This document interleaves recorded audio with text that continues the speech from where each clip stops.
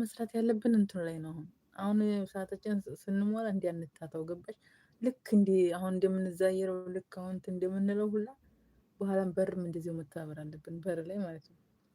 ቪዲዮም ሲለቀቅ እንደዚሁ በቃ ላይቭ ቢቀርም ብዙ ባንቀመጥ በርና ቪዲዮ መታየት ግድ ነው። ያን ካረግን እስኪ እንሞክረው። ተው እኔ ነግሬያለሁ ብቻ እኔ መቼም አልተውም እስከመጨረሻ የፈለገ ይሆናል። እሱ ሲመልሰኝ ራሱ ሌላ እከፍታለሁ። ይሄ ካልተቀበለኝ ማለት ነው።